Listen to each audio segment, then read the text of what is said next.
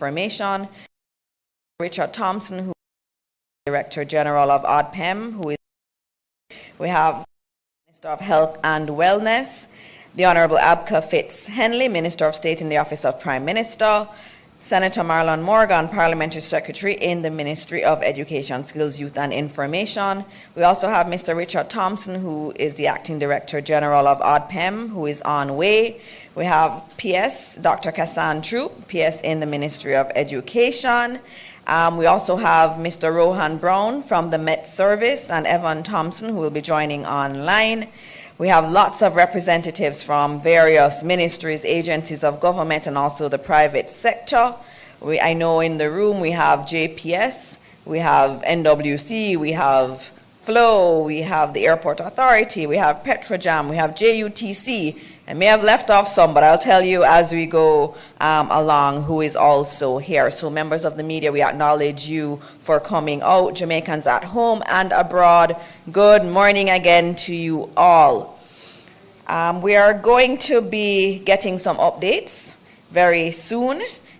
Since our last presser, which we had yesterday, a lot of things have changed. You'd have seen the updates this morning where we were upgraded to a tropical storm warning and a hurricane watch. You would have also seen a notice that out of an abundance of caution, we did move our classes and our schools to the remote environment. And so those are two key updates so far. The agencies of government have been working, and you'll hear all about that this morning. The Met Service, usually we start with them, but they had an important meeting with the National Hurricane Center, so we're going to change the order. Usually we start with the forecast, but this morning we're going to be starting with Minister Tufton, who is going to give us an update from the Ministry of Health standpoint. They're very, very important in the preparedness and also in the response mechanism of government. And so we'll have Minister Tufton first. When he is finished, we expect that the Met Service team will be ready by that time, and we will have them and Minister Samuda, and then after that we will have Minister Vaz come to you. So first up is Minister Tufton. Good morning, Minister.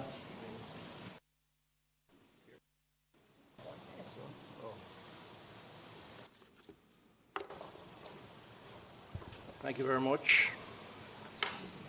Thank you, Minister.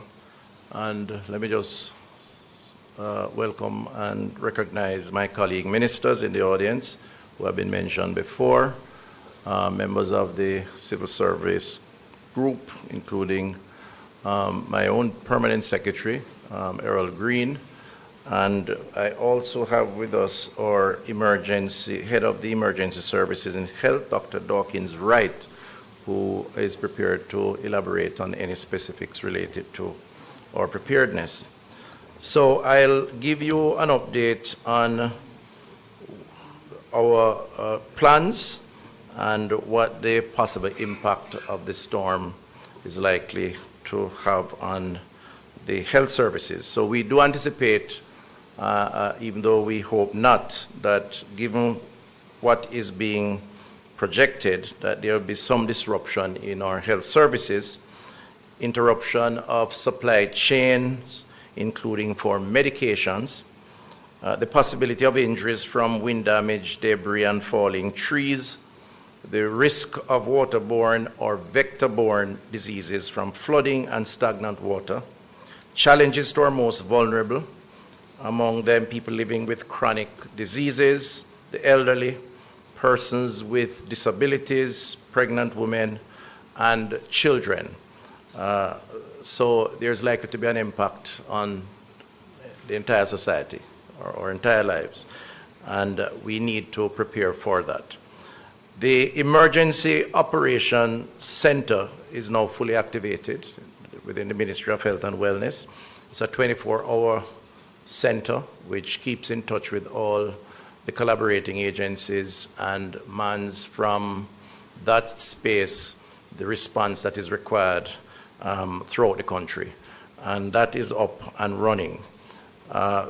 We continue to prepare our efforts across the island, and we have had a number of consultations over the past number of days with the regional health authorities and other stakeholders.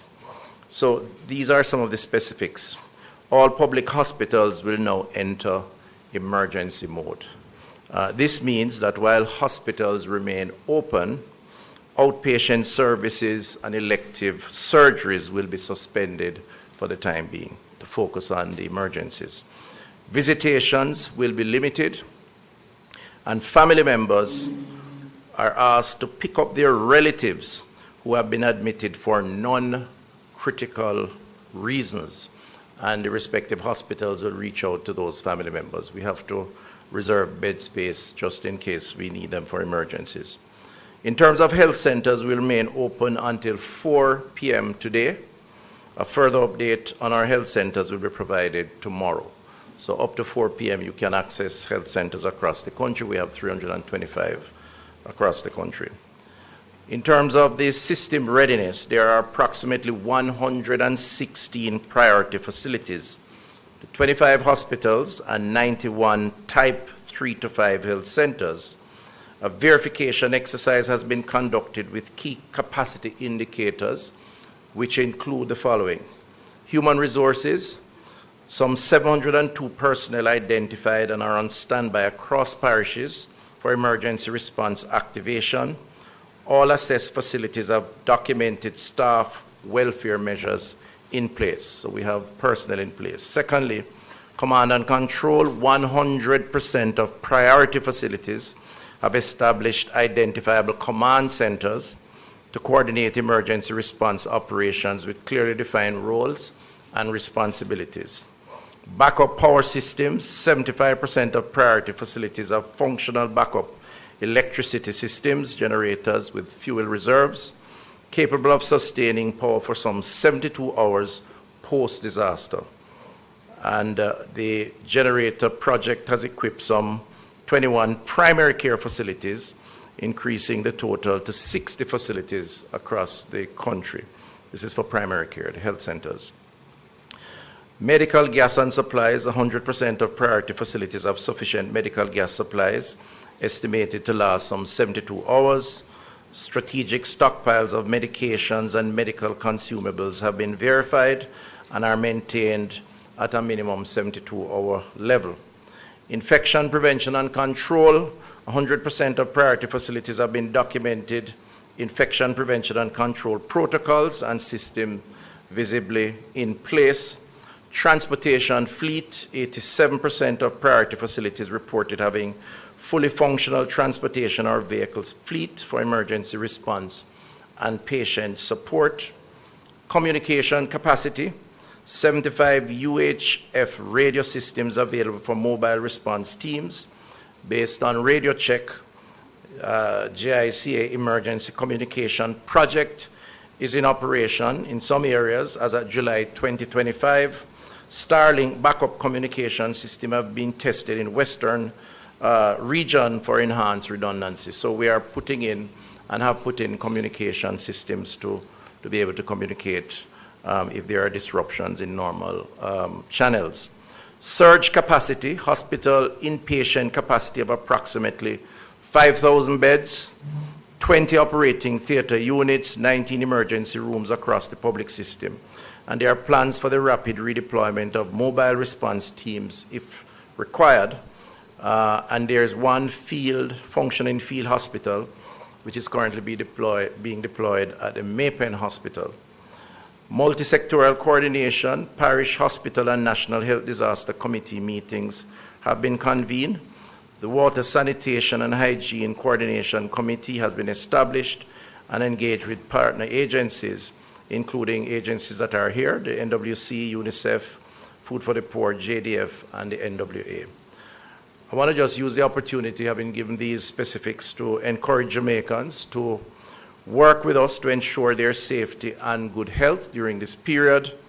Ensure that you have at least 72 hours of essentials in a storm-ready kit, somewhere that it can keep dry, okay? And storm-ready kit is sophisticated sounding, but it could be a plastic bag.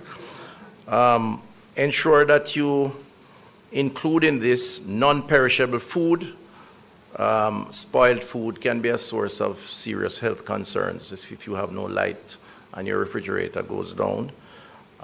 So the tin stuff, right? And other non-perishable foods. Water is essential because waterborne diseases tends to be the logical consequence after a storm.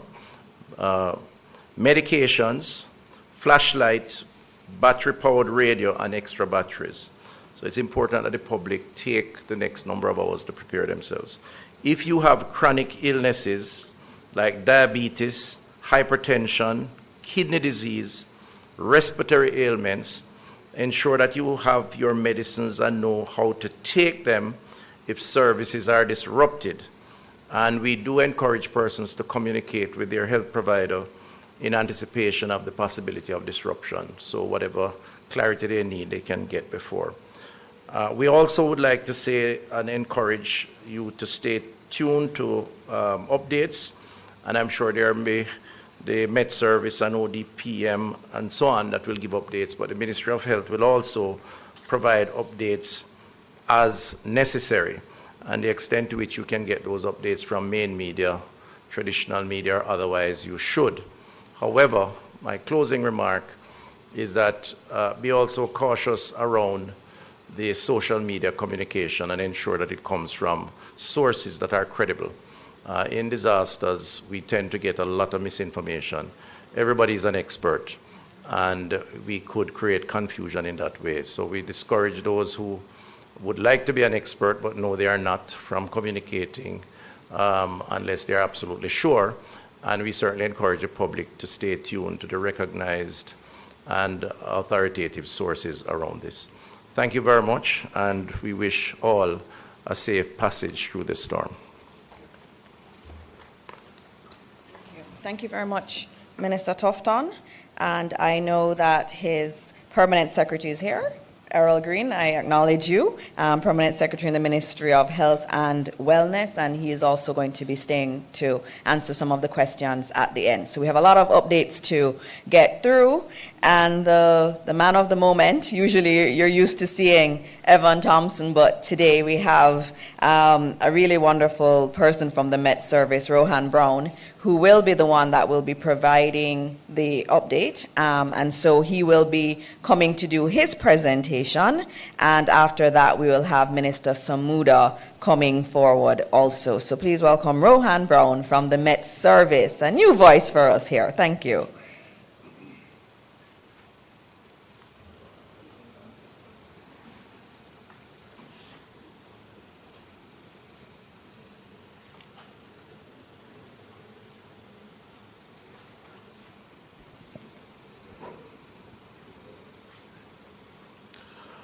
Good morning, everyone, and thank you, Minister Morris Dixon.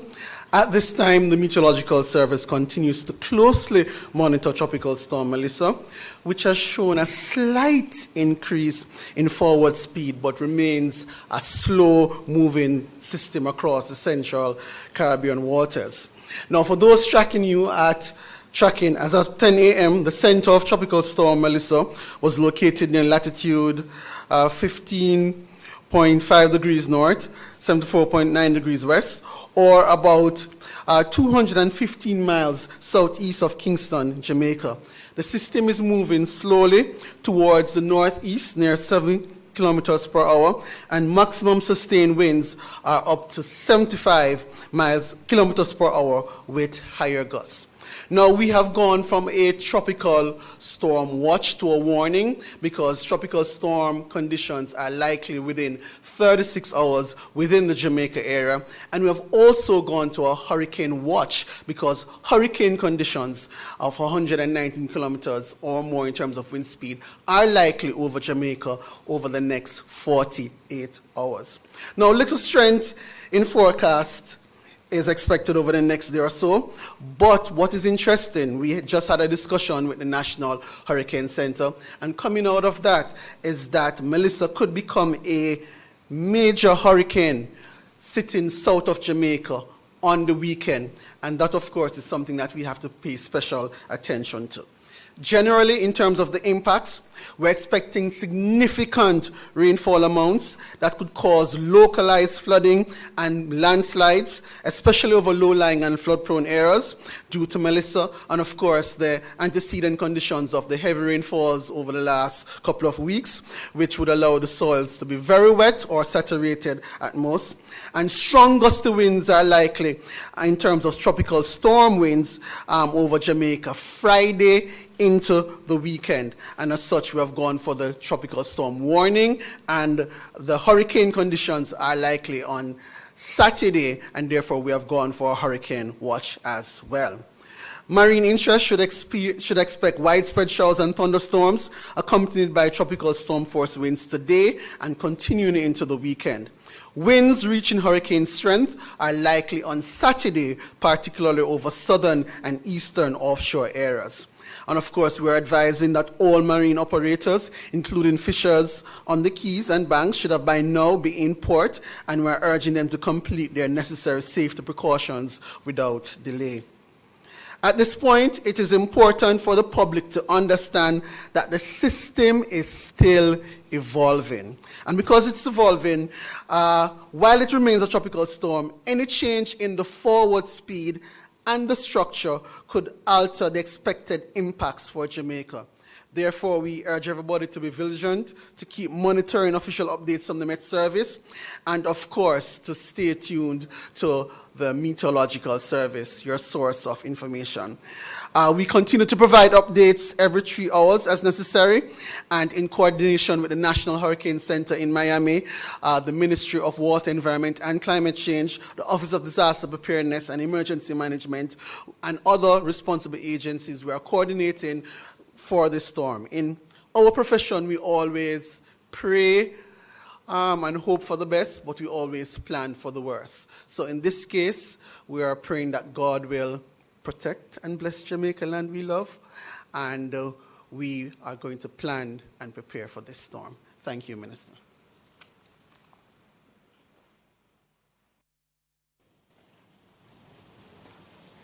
All right, you heard it. That's the update. We're going to switch order a little bit and have Minister Darrell Vaz now come to give the update. And I saw Digicel in the audience now too. So they are also going to be available to take your questions at the end. So even if you don't hear them give an update, they are all here. Everybody that I announced is here to take questions. Welcome, Minister Vaz. Morning, ladies and gentlemen, colleague ministers, PSs, and of course, heads of agencies and partners.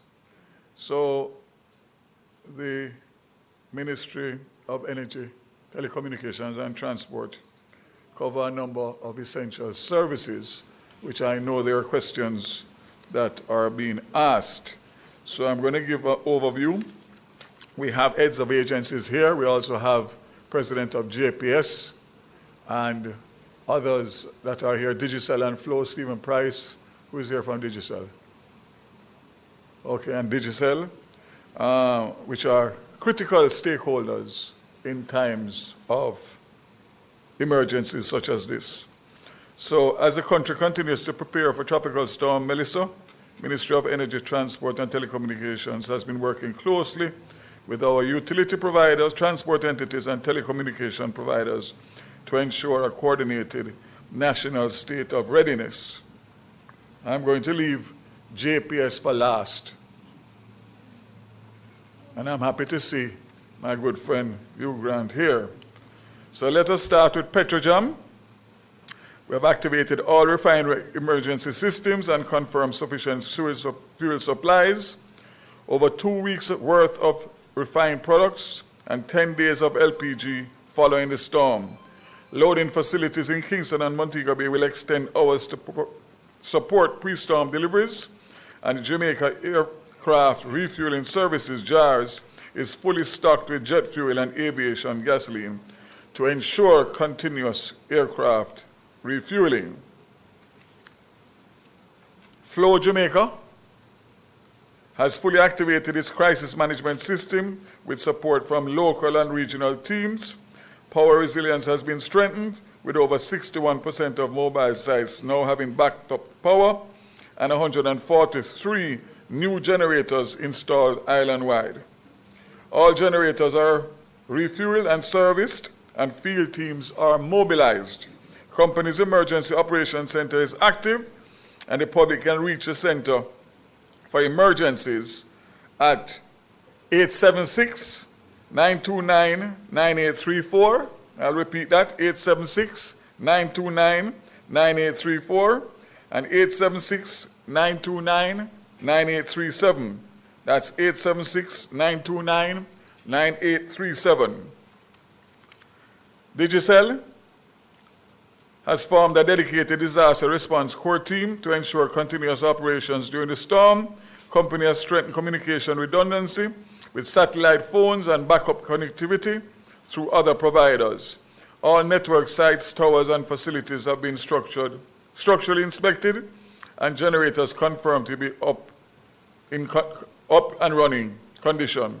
Essential spare parts are secured locally and overseas, and mobile cell sites are ready for rapid deployment to restore service. Digicel has also conducted safety training and weather simulation drills to enhance preparedness and technical response. Transport, Jamaica Urban Transit Company, JUTC, will maintain regular bus operations as long as conditions are safe to do so. Service updates will be shared via social media and public channels. 30 buses are designated for emergency deployment across depots in Portmore, Spanish Town, Rockfort, and Montego Bay. Each depot has activated an emergency operations committee, and the JUTC representatives are embedded in national and parish emergency centers for coordinated response. All depots, fuel stations, and assets have been secured, and the company is prepared to support evacuation and transport efforts if needed. Montego Bay Metro, Western Transport Operations, remains fully operational and will continue to provide service as long as weather conditions allow. Toll Authority, highway operators, very important. Highway operators are now on alert to respond to any emergency direction that the minister may issue when it becomes necessary, which means that if the storm or the hurricane is creating panic and the highways are congested, I will give the direction to open the highways, toll booths, free of cost to the commuters during the period of the storm. Airports Authority of Jamaica, important for those of you who might be planning to leave. Emergency protocols are fully activated at Jamaica's international airports in preparation for Tropical Storm Melissa. At Sangster International Airport, MBJ Airports Limited has implemented pre-hurricane measures, including drainage and tree clearing, testing of generators with a 36-hour fuel reserve, and positioning of emergency supplies. At Norman Manley International Airport, PACAL has directed stakeholders to secure assets and complete drain cleaning, structural checks, and power system tests. Both airports will expedite reopening once safety is confirmed, with updates shared through official bulletins, social media, and coordination with airlines and government partners. So the question that is being asked out there, is there a possibility of the airports being closed? So I made sure to clarify that with the Airports Authority. The minute that a hurricane warning, not a watch, a warning has been issued, it is likely that the airports will close within 24 hours. It is not a must that both of them will be closed at the same time. It's all dependent on the tracking of the storm or the hurricane and the elements in terms of the locations of the two airports, which are obviously on the sea. So for right now, airports remain open, and the only time that we will move to close the airports will be if the Met Office issues a hurricane warning. If that was to be predicted or projected, that would probably be sometime tomorrow into Saturday, So sometime between tomorrow evening and Saturday day. But best thing is to monitor, and the hurricane warning is the trigger. So let's end my briefing on JPS.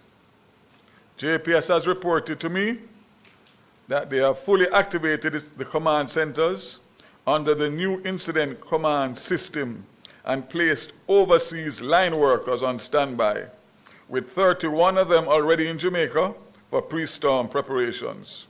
To boost resilience, critical control and telecom sites now have 48-hour backup power and new Starlink systems for communication continuity.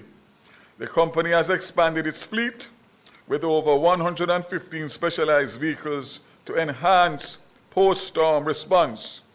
Vegetation management and grid reinforcement have been intensified, especially in key transmission areas across western and eastern parishes. JPS is coordinating closely with national agencies and utilities to ensure safe access and timely and consistent customer updates. So this is welcome news to me, and it obviously is as a result of our experiences of Beryl. So I want to say that I can see that the JPS is being proactive, and I see Mr. Hugh Grant here, and I know he and I will be having several conversations between now and whenever the event, as I know that he would not like for he and I to have the same words that I had last year, this time with Beryl. I'm going to ask him to say a few words. You want to wait until after Minister Samuda? You can do now. And just to say to JPS, I know that you are doing tree line clearing, and I know I have reported already that some of your contractors, who I'm sure are being paid to remove the debris, are finding the easiest way, which is the gullies across Jamaica, which are only going to make matters worse for us. So I'm asking you, please, sir, as a matter of duty today, to make sure that those areas are inspected and satisfactorily signed off by JPS, and not rely on those contractors who have a habit of finding the shortest route to make the best and the most money. Zero tolerance.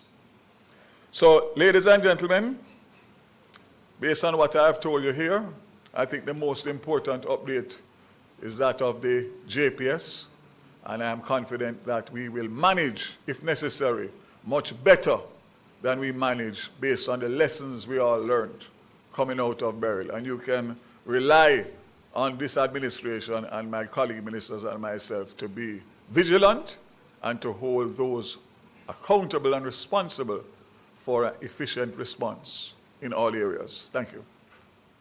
You want to say something, you?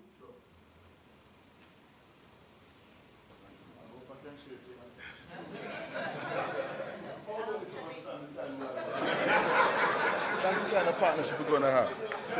Thank you. I appreciate that. Didn't get me, eh? Good morning, everyone. Good to be here, and appreciate you all. Yes, I could get you many. So as you heard Minister Vaz said, JPS stands ready and prepared to respond to the storm. Let me start by saying a tremendous thanks for the partnerships with many key stakeholders that, as a result of that, has positioned us very well.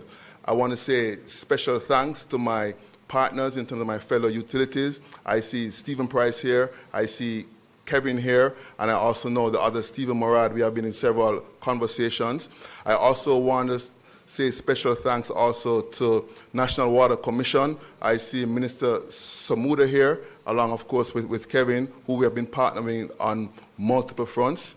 We have also been partnering with the National Works Agency, so thanks to that also for the partnerships, and many other partnerships, including the hospitals, whereby Minister Tufton and his team. So frankly, JPS has had a renewed approach in regards to storm response.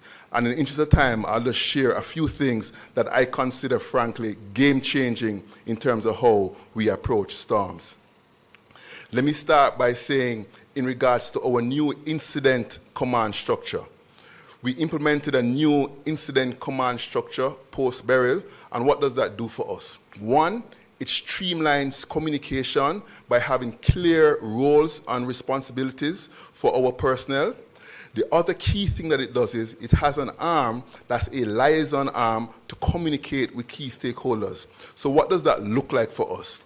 We have an arm that's dedicated to the municipal corporations, whereby there we'll be getting the window and the lens of what's happening locally within the various parish councils and their disaster response and emergency agencies, bring that into our incident command to inform our response. I want to make a special call out to Minister Mackenzie for his support of his initiative, and we have been working tirelessly with his team around this. Frankly, we have exercised this in early November with the passage of Tropical Storm Raphael. It worked well, and we'll only continue to build on that. The other key thing that liaison arms does is it also establishes window into what's happening with our telecom and also the water space. There again, we'll be having daily calls with these key entities in terms of what are you seeing, what are your priorities, and ensure that it's prioritized and aligned with our response. So that heightened stakeholder engagement, that heightened transparency, that heightened communication, I think, will serve us very well and be game-changing. The other thing that we did is, before the storm arrived, we have mutual aid resources. So we have boots on the ground right now that we brought in from our peer Caribbean utilities to help in regards to line workers and storm response. So we are expecting in the order of 60 additional line workers to augment and bolster our internal workforce. Just by order of magnitude, that's upward of 30%. That right there is game-changing. That is what best in class looks like. We're not waiting on a storm to arrive, wait until the aftermath, and then determine resources. We have preemptively utilized our models, brought boots on the ground from day one, so once it is safe to do so, we will be out there responding. We have also activated our incident command structure, whereby we're going to be working 24/7, non-stop, to safely and timely restore power to our customers. We're going to have very open and transparent communication, and we're going to be aligned around the priorities of ODPEM and other key stakeholders to ensure that we get the lights back on as safely and as quickly as possible. With all that being said, let us be frank. We have faced multiple weeks of significant rainfall. What does that mean for us? The ground is saturated. Saturated ground combined with increased rainfall in the order of what I'm hearing 6 to 12 inches, plus winds sustained in the order of 50 miles per hour, increases the likelihood of power outages. So I'm standing here to let you know the lights are going to go out. So let us plan for the lights going out. With that being said, we are committed, we are positioned, we are resourced, and we stand ready to respond. I also have confidence in the work that we have done in regards to our infrastructure improvement. Minister Vaz mentioned the intentional focus on vegetation management. Frankly, we have changed our strategy around vegetation management. We're being more intentional in removing trees. Before, there was a strategy of having covered conductors in the vicinity of trees. But what we saw is that works well on a blue sky day. However, during storms, what happens? The tree falls. Where does it fall? Into your line. So we're removing the vegetation, and we have done that. We have done over 7,000 kilometers of lines, way ahead of our targets for this year. With that being said, I kindly take the minister's feedback in terms of an opportunity for us to do a better job and hold our contractors accountable with the cleanup that has not gone unnoticed. I'll take that back, and we'll redouble our efforts in that regard. The other thing that we have done is we have increased our spend in regards to our infrastructure and the rollout of smart devices. What does that look like? We have partnered with the Ministry of Health, Minister Tufton and his team, where we now have smart devices on priority circuits supplying hospitals. What does that mean? We have devices that can sense outages, and automatically transfer to other circuits, thereby restoring power. We have also partnered with Minister Samuda and his team, whereby we have prioritized circuits that are feeding critical water pumps. One such thing is in Logwood on the west, where there's a critical pump supplying the entire western area. We have reinforced the grid, we have enhanced our veg management, and we have open communications to these facilities. That would help us to have a much better response. The other thing that we have done is created more visibility around the grid, whereby we have rolled out our smart meters. With that, I'm going to close by saying, safety is our North Star. And the safety of the members of the public, the workers, and all who are out there responding is of ultimate and utmost importance to us. That would guide us in what we do each and every day, and we stand united with all to share and respond. Thank you very much. I appreciate you all. Thank you.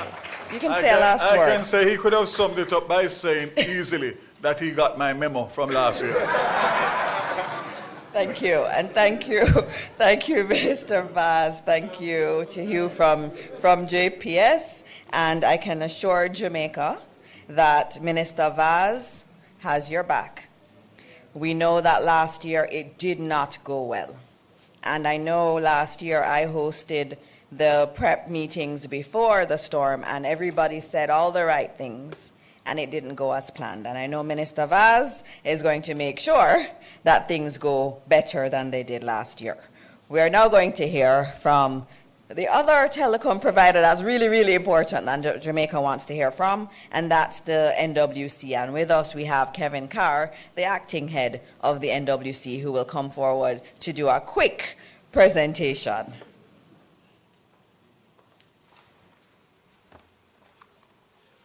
Thank you, Minister. Good morning, everyone.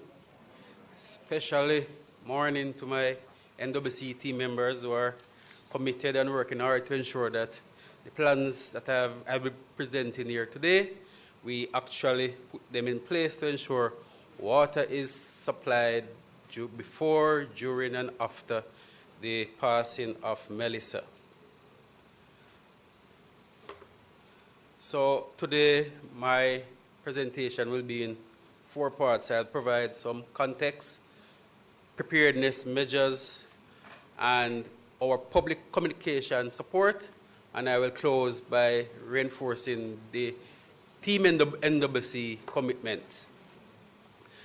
Although the 2025 Atlantic hurricane season has thankfully been less active than initially predicted, the National Water Commission remains on full alert. With Tropical Storm Melissa now developing in our region, we continue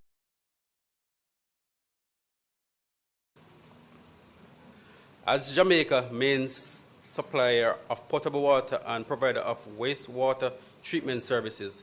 The NWC recognizes how critical it is to maintain water and wastewater services before, during, and after any major weather event. Next, we will share what we at NWC have been doing to ensure we are prepared. From the beginning of this year hurricane season, we activated our hurricane preparedness and response plan, ensuring that systems, personnel, and communication channels are in place to respond swiftly and effectively. Our priorities remain clear: to protect the safety of our employees, infrastructure, and critical assets. And second, to guarantee continued access to safe drinking water and wastewater services for more than 540,000 customers across Jamaica. Next, I will share our current state of readiness for Tropical Storm Melissa. With the development of Tropical Storm Melissa, the NWC has moved into heightened state of readiness. Key actions include: all hurricane response team members have been briefed and placed on high alert. Managers have met with their parish disaster committees to continue local actions. Heavy equipment, including water trucks and backhoes, has been prepared or placed on standby in regions where contractors' support may be required. Private providers of standby generators have also been engaged in case additional capacity is required. Field teams have been equipped with protective gear such as water boots, rain cloaks, and flashlights. In St. Thomas, pipelines located in landslide-prone areas that crosses rivers have been temporarily removed to prevent them from being washed away during heavy rainfall. Open trenches at work sites are currently being reinstated ahead of the bad weather and will be revisited for inspection and repair immediately after the passing. Storage levels are being filled and secured to support post-storm recovery. Teams are on standby to close off intakes such as yalas to prevent silting and blockages. Vehicles have been fueled and positioned on higher ground to in-flood-prone parishes. Our offices are ready to safeguard computers and critical files are needed. Private water truckers have been engaged to ensure hospitals, prisons, and other essential facilities have access to water after the storm. The NWC has established working groups with our key partners, JPS, the NAA, the municipal corporations, to ensure there is access and continuity in service after the passing. All existing water restrictions have been lifted to allow our customer to store water out of bad weather. In the western region,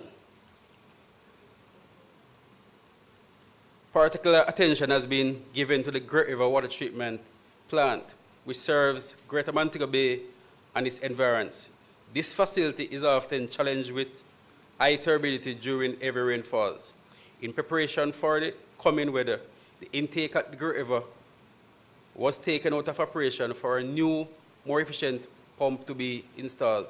We have commissioned back in operation the full capacity of Great River Water Treatment plant last night, and our customers should gradually see improvement in service as of this morning. Next, I will share our public communication and support. The NWC also began sharing hurricane and tropical storm safety tips across our social media platforms and websites to help customers prepare and stay informed. We encourage the public to rely on these official channels for accurate, timely updates and advisories. And finally, the NWC remains committed to public safety, service continuity, and operational resilience. We extend sincere thanks to all our dedicated teams across the island who continue to work tirelessly to keep water flowing and wastewater systems functioning under challenging conditions. We urge everyone to stay safe, follow the instructions of the national authorities, and continue to conserve water as we monitor the progress of Tropical Storm Melissa. Thank you. Thank you, Mr. Carr. Our last speaker will be Minister Samuda for today. We're going to be taking a lot of questions right after Minister Samuda. Everybody who is here in the audience can answer questions from the media, and so we'll get to that very quickly. So over to you, Minister Samuda. Thank you, Minister. Allow me to acknowledge Minister Desmond McKenzie, who is joining us online, and thank him for the leadership he has been displaying since we've been under threat with the storm. Allow me to acknowledge all colleague ministers, permanent secretaries, heads of agency, indeed members of the utilities who have joined us see JPS, Flow, Digicel, and of course NWC. I started yesterday by reminding folks that the situation is indeed serious. As at 8 a.m., as you would have heard, we would have moved to a tropical storm warning and to a hurricane watch. Now, as we said yesterday, that means it is indeed time not to panic, it is in time to plan. What you would have heard thus far is that planning has indeed been underway since Hurricane Beryl last year, under the leadership of Prime Minister Andrew Holness and indeed Minister Desmond McKenzie. All of our disaster risk management systems are indeed in place, and we've been working seamlessly together with him through the Met Service. So the first thing I'd like to highlight and bring to the country's attention is that, yes, we are aware and have taken recommendations and indeed some fair criticism that we have some work to do on the communication protocols from Met Service. So over the coming 24 hours, you'll see significant improvement in communication of exactly what is happening, as we know there's a fair bit of anxiety within the society. But in that communication, we are encouraging, as Minister Tufton did, that members of the public stick to official sources. The official sources will be the Met Services website and indeed social media accounts, the ODPEM website and social media accounts, the Office of the Prime Minister website and social media accounts, Ministry of Education, Youth, JIS, Ministry of Water. Doesn't quite have a website yet, but certainly we have social media accounts. But the broader point is that we're encouraging all members of the public, regardless of what your concern is, whether it's just general